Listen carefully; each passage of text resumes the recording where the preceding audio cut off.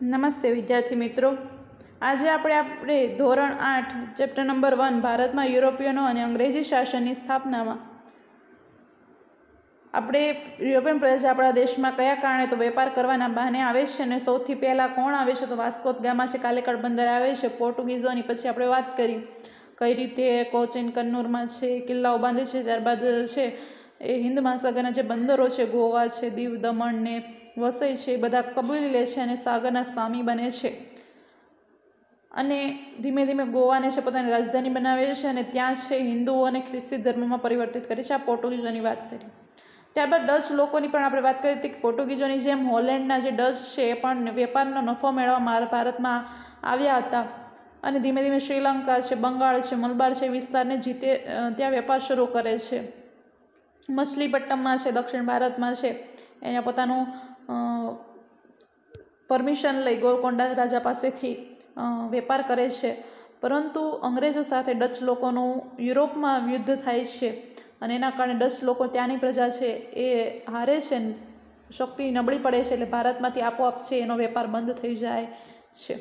ત્યારબાદ ડેનિશ પ્રજા છે એ ખાસ બહુ નથી પરંતુ ડેનમાર્ક દેશની છે એ ભારતમાં આવે છે. બંગાળના શ્રીરામપુર કોઠીમાં એ કોઠી સ્થાપે છે પરંતુ વેપાર કરી શકતી નથી એટલે એ બંધ રહે છે. એ પ્રજા છે પાછી વહી જાય છે, ડેનિશ પ્રજા વેપાર કરી શકતી નથી. હવે મેઇન જોઈએ અંગ્રેજો અને ફ્રેન્ચો. ઈસવીસન 1600માં ઇંગ્લેન્ડમાં ઈસ્ટ ઇન્ડિયા કંપનીની સ્થાપના કરવામાં આવી. ખાસ યાદ રાખજો, ઈસ્ટ ઇન્ડિયા કંપનીની સ્થાપના એ અંગ્રેજોએ સૌથી પહેલાં કે પોતે એક કંપની છે કે જે વેપાર કરશે એવા બહાનેથી ઈસ્ટ ઇન્ડિયા કંપની નામે છે ભારતમાં વેપાર શરૂ કરે છે. ક્યારે તો ઈસવીસન 1600માં ઈસ્ટ ઇન્ડિયા કંપની, ઈસ્ટ એટલે પૂર્વ તરફ છે કેમ કે આપણે યુરોપિયન દેશ છે આપણાથી પશ્ચિમની બાજુએ આવે છે, જ્યારે એની પશ્ચિમની બાજુ એ છે પરંતુ ત્યાંથી એ ભારતને જોઈએ તો એ ભારતને પોતાની પૂર્વ તરફ જોઈએ છે. એમ કે પૃથ્વી ગોળ છે, આપણે એને પશ્ચિમ તરફ છે તો એ આપણી પૂર્વ તરફ થાય તો એ ત્યાંથી યુરોપિયન પ્રજા છે ભારતને પૂર્વ તરફનો દેશ કહે છે. એટલા માટે ઈસ્ટ ઇન્ડિયા એટલે પૂર્વીય ભારતમાં કંપનીની સ્થાપના કરે છે જેનો હેતુ પૂર્વના રાષ્ટ્રો સાથે વેપાર કરવાનો હતો. અને એનો હેતુ શું હતો તો પૂર્વના રાષ્ટ્રો એટલે કે ભારતના જેટલા રાષ્ટ્રો છે આજુબાજુના દેશો સાથે છે એ વેપાર કરવાનો હતો આ કંપનીનો હેતુ. અને તેમાં એકાધિકાર સ્થાપવાનો હતો અને પોતાનો એક અધિકાર સ્થાપવાનો પણ હતો. ઈસવીસન 1613માં અંગ્રેજોએ જહાંગીર પાસેથી ફરમાન લઈ સુરત ખાતે પોતાની પ્રથમ કોઠી સ્થાપી. અંડરલાઇન કરજો કે 1600માં ઈસ્ટ ઇન્ડિયા કંપની છે એની સ્થાપના કરે છે અને સૌથી પહેલાં 1613માં અંગ્રેજોએ કે જહાંગીર પાસેથી ફરમાન લઈ સુરત ખાતે, કે જહાંગીર છે કેમ કે મુઘલ સલ્તનત હતો ત્યારે મુઘલ શાસક હતો, મુસ્લિમ શાસન હતું ત્યારે એ મુસ્લિમનો શાસનનો જે રાજા છે જહાંગીર છે એની પાસેથી આદેશ પરવાનગી લે છે વેપાર કરવાની અને સુરત ખાતે, કેમ કે સુરત એ દરિયાઈ વિસ્તાર એટલે સુરત ખાતે છે પ્રથમ કોઠી સ્થાપે છે.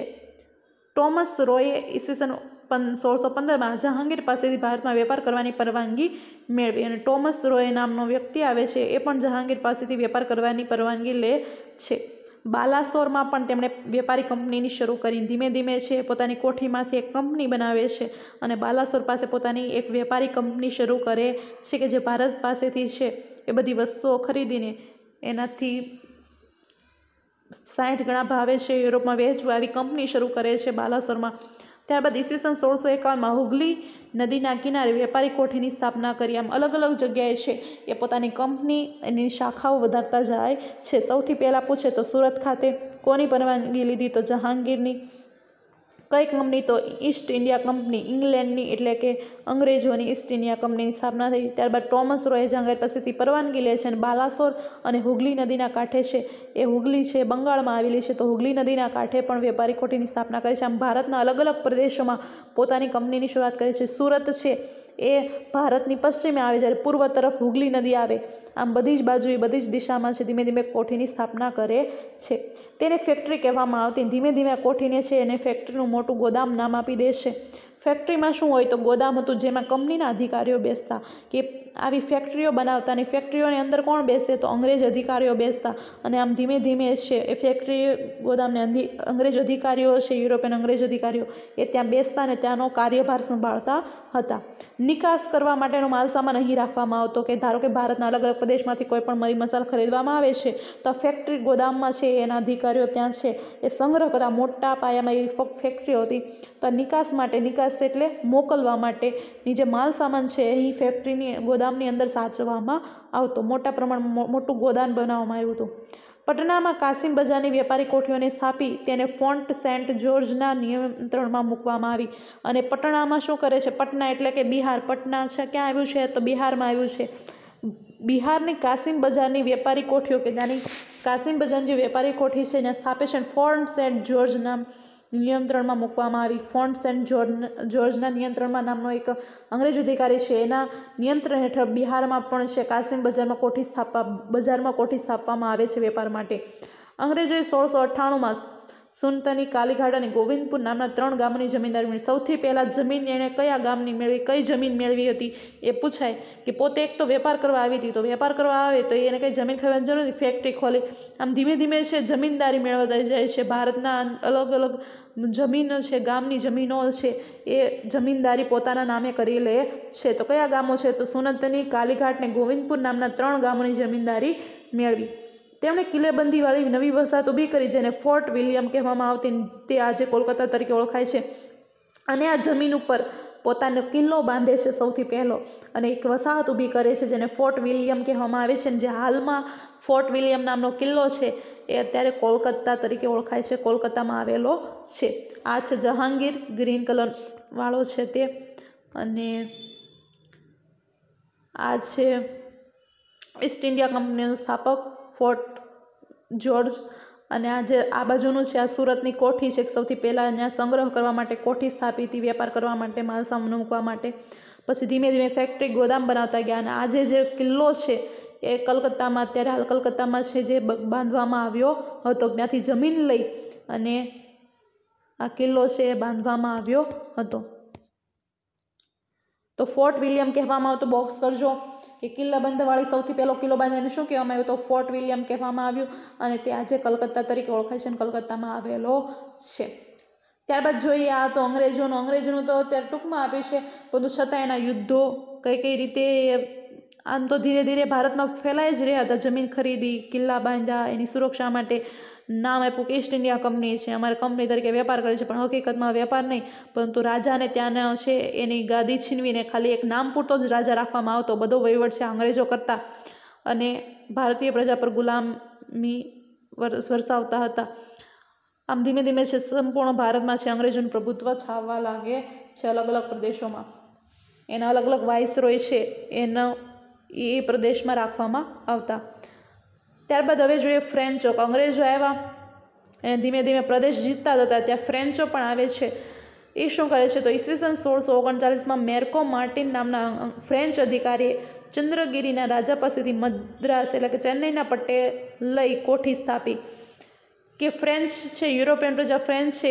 ઈસવીસન 1639માં ફ્રેન્કો માર્ટિન નામના ફ્રેન્ચ અધિકારી છે, જે ચેન્નઈનો રાજા કોણ છે ચંદ્રગીરી, એની પાસેથી ભાડા કરાર કરીને, કે ચેન્નઈનો એક પટ્ટો ભાડે લે છે, કે મારે અહીંયા ભાડે લેવાનું, ભાડું ચૂકવી દઈશ અને મારે અહીંયાથી વેપાર કરવો છે. એમ રાજા પાસેથી છે ચેન્નઈનો પટ્ટો છે એના લઈ કોઠી સ્થાપે છે. ઈસવીસન 1664માં ફ્રેન્ચ ઈસ્ટ ઇન્ડિયા કંપનીની સ્થાપના થઈ. અને 1600માં કોણે કઈ સ્થાપી હતી તો ઇંગ્લેન્ડને ઈસ્ટ ઇન્ડિયા કંપની સ્થાપી હતી. પરંતુ 1664માં ફ્રેન્ચ ઈસ્ટ ઇન્ડિયા કંપની હતી, એની આગળ ફ્રેન્ચ લગાડી દીધું. કેમ કે આપણે જો નામની સ્થાપના કરી એટલે કે એને શું કર્યું તો અંગ્રેજોની કોપી કરી, કે અંગ્રેજોએ ઈસ્ટ ઇન્ડિયા કંપની કઈ રાખી હતી તો આણે ફ્રેન્ચ ઈસ્ટ ઇન્ડિયા કંપની રાખી. એટલે નામ પણ ચેન્જ થઈ ગયું અને કહેવાય તો ઈસ્ટ ઇન્ડિયા કંપની, પરંતુ આગળ ફ્રેન્ચ લગાડી દીધું, કે ફ્રેન્ચોની ઈસ્ટ ઇન્ડિયા કંપની. એમ આપણે કોઈ પણ દુકાને ખરીદી કરવા જતા હોય તો કોઈ પણ મોટી દુકાન હોય છે તો એની કોપી ઘણીવાર લાગતી હોય છે કે આ કોપીની ધારો કે ગણેશ નામની દુકાન હોય ને બહુ ચાલતી હોય તો એની સામે છે થોડાક પ્રદેશ દૂર ગણેશ નામની દુકાન ખોલી કે કોકને એમ થાય કે અહીંયા એની શાખા ખુલી હશે, પણ હકીકતમાં એવું કરી શકાય નહીં. હકીકતમાં જે મેન અધિકારી મેન દુકાનવાળો છે એની પરમિશન લેવી પડે કે મારા નામની આ બીજી દુકાન ખુલે છે તો હું ખોલી શકું. પરંતુ અમુક શું કરે કે ગણેશ છે તો એને આગળ શ્રી ગણેશ કરી નાખે, શ્રી લગાડી દે, થોડોક નોર્મલ ફેરફાર કરી દે, એટલે લોકોને એમ જ થાય કે આ એ જ દુકાન છે. એટલે એવી રીતના ફ્રેન્ચો પણ શું કરે છે કે ઈસ્ટ ઇન્ડિયા કંપની હતી અંગ્રેજોની, તો એની સામે ફ્રેન્ચ લગાડી દે છે અને ફ્રેન્ચ ઈસ્ટ ઇન્ડિયા કંપની તરીકે એની સ્થાપના કરે છે. ઈસવીસન 1668 સુરતમાં તેમણે પ્રથમ કોઠી સ્થાપી. અંગ્રેજોએ પણ પોતાની પ્રથમ કોઠી ક્યાં સ્થાપી હતી? તો સુરતમાં સ્થાપી હતી. તો આ લોકો ફ્રેન્ચ આવ્યા એમણે પણ સુરતમાં તેમણે પોતાની કોઠી છે 1668માં સ્થાપે છે. તેનું મુખ્ય મથક મછલીપટ્ટમ રહ્યું હતું અને ફ્રેન્ચોનું મુખ્ય મથક કયું રાખ્યું હતું? તો મછલીપટ્ટમ રાખ્યું હતું. તેમણે ઈસવીસન 1673માં પોંડિચેરી કે હાલ કે પુડુચેરીની સ્થાપના કરીને સૌથી મેઇન જો ફ્રેન્ચોની વસાહત કહેવામાં આવે તો એ છે પોંડિચેરી. કયું છે? પોંડિચેરી. જેમ પોર્ટુગીઝોનું ગોવા છે ફેમસ, એવી રીતના ફ્રેન્ચોનું છે પોંડિચેરી. તો 1673માં પોંડિચેરીની સ્થાપના કરે છે, પોતાનું એક અલગ રાજ્ય, અલગ પોતાનું વસાહત ઊભી કરે છે, પોંડિચેરીની સ્થાપના કરે છે. યુરોપમાં ડચ અને ફ્રેન્ચ રાજ્યો વચ્ચે લડાતા યુદ્ધોની અસર ભારત પર પણ પડી અને ફ્રેન્ચો જ્યારે ભારતમાં વેપારના બાને ફ્રેન્ચ ઈસ્ટ ઇન્ડિયા કંપની સ્થાપે છે અને સુરતમાં કોઠી વેપાર માટે સ્થાપે છે, મછલીપટ્ટમમાં તે પોતાનું એક કેન્દ્ર રાખે છે અને પોંડિચેરીની નામની છે સંસ્થા પ્રદેશ છે એની સ્થાપના કરે છે ફ્રેન્ચો માટે.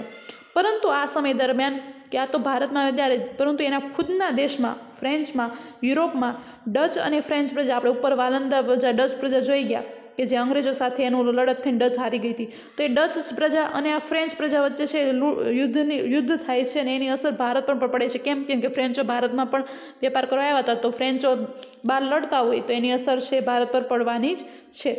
અંગ્રેજોએ ડચોને ફ્રેન્ચો વિરુદ્ધ સમર્થન આપતા ફ્રેન્ચો પાછા પડ્યા. પહેલાં તો શું કર્યું હતું કે અંગ્રેજો અને ડચ વચ્ચે યુદ્ધ થયા તો ડચ પ્રજા છે એ હારી જાય છે, એટલે એ કોના નેતૃત્વ આવી ગઈ? અંગ્રેજોના નીચે આવી ગઈ એ પ્રજા. પરંતુ જ્યારે ડચ અને ફ્રેન્ચ વચ્ચે યુદ્ધ થાય છે ત્યારે અંગ્રેજો છે એ ડચના સમર્થનમાં આવે છે અને ડચ સાથે જોડાઈને ફ્રેન્ચોને હરાવે છે. તેમણે ઈસવીસન 1739માં કારીકલ પર અંકુશ સ્થાપી દક્ષિણમાં મોટા પાયે વેપારી પ્રવૃત્તિઓ શરૂ કરી અને તેમણે શું કર્યું હતું અને આ સમર્થન આપતા ફ્રેન્ચો પાછા પડ્યા અને ધીમે ડચ પ્રજાને સમર્થન આપે છે, ફ્રેન્ચો થોડાક પાછળ પડી જાય છે.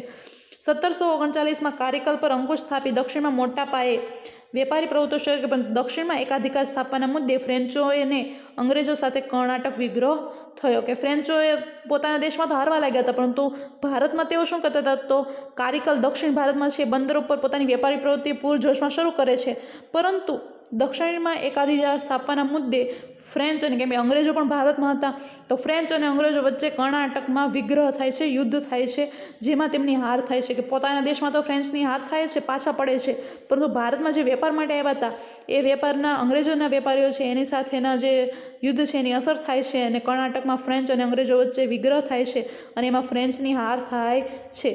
ફ્રેન્ચો 1761માં પોંડિચેરીને બાદ કરતાં ભારતમાં સત્તાવીન થઈ અને જે અલગ અલગ પ્રદેશમાં સુરત, મછલીપટ્ટનમ વગેરે પોતાની અલગ અલગ બ્રાન્ચ અથવા તો કોઠીઓ સ્થાપી હતી, વેપાર માટેના સંસ્થાઓ હતી, એ બધી જ બંધ થઈ જાય છે. કેમ કે અંગ્રેજોનું પ્રભુત્વ ભારતમાં એટલું બધું વધી ગયું હતું તે ફ્રેન્ચોને પણ ધીમે ધીમે છે પોતાની સત્તા નબળી પડવા લાગે છે અને ફ્રેન્ચો એની સામે હારી જાય છે.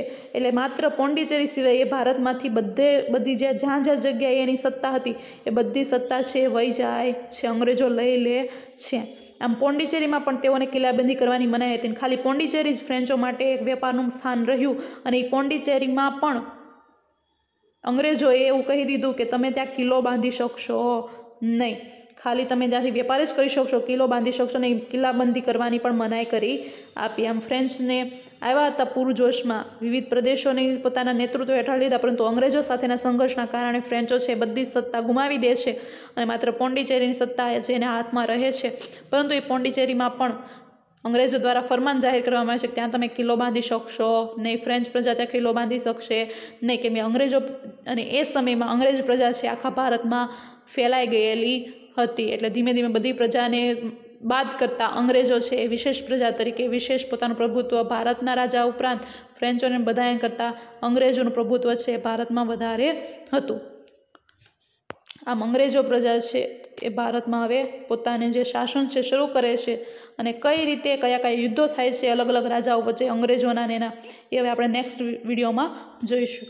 અહીંયા સાથેનું આપણે રાખીએ એટલું છે. વ્યવસ્થિત તમારે મોઢે કરવાનું છે. પોર્ટુગીઝ, ડચ, ડેનિશ, અંગ્રેજો, ફ્રેન્ચો છે એના મહત્ત્વના મેઇન મુદ્દાઓ છે એ તમારે યાદ રાખવાના છે અને 2-3 વાર વાંચી લેશો એટલે કંઈ પણ ભૂલાશે નહીં. તો વ્યવસ્થિત વાંચી સમજી લેવું. અહીંયા સાથેનો આપણો વિડીયો પૂર્ણ થાય છે.